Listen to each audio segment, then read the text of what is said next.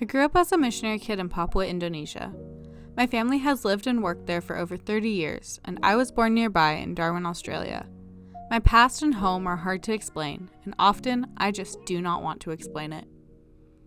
I will never truly be Indonesian, but I never felt very connected to America either. Everyone knew that moving to America would be especially difficult for me. Most of my life, I viewed America as a place where you go for family emergencies.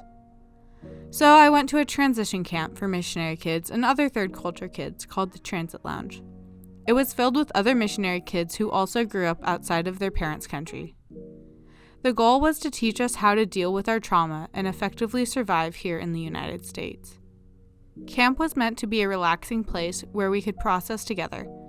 After so many years on the mission field without meaningful outside support, I went into it jaded and mistrustful of people who claimed that they could help us. So I was surprised when it was effective. I spent many years thinking that my childhood was uniquely traumatic. But at the Transit Lounge, I found myself in a small group where we could bond over all of our homes having semi-frequent road closures for riots. We sat in our little group and played with Play-Doh. We were supposed to use the Play-Doh for one session, but we ended up keeping it and comparing creations after every session. We would spend a meeting talking about the innocence we had lost and trauma that we had not been able to process, and then end it by talking about how small we could get the dough balls.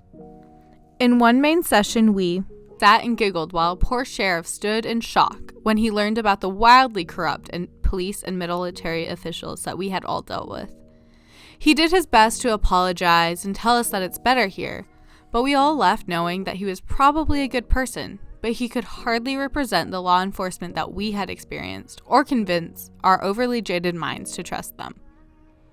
And then there were the night games, where we played dodgeball and sang to Olivia Rodrigo, permanently altering one of the counselors' Spotify Wrapped by playing Brutal 100 times.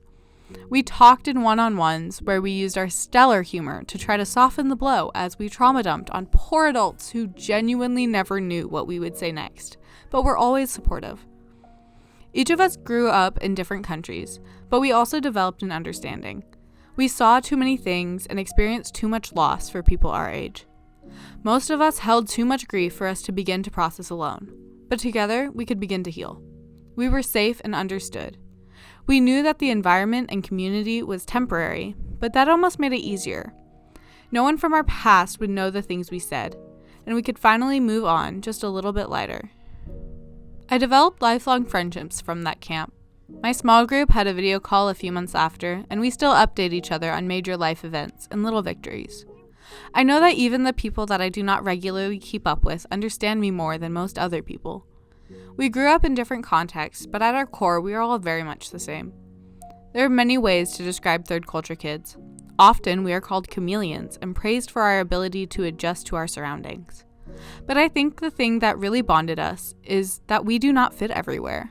We do not fully fit anywhere, and that is okay. That could be what makes us beautiful.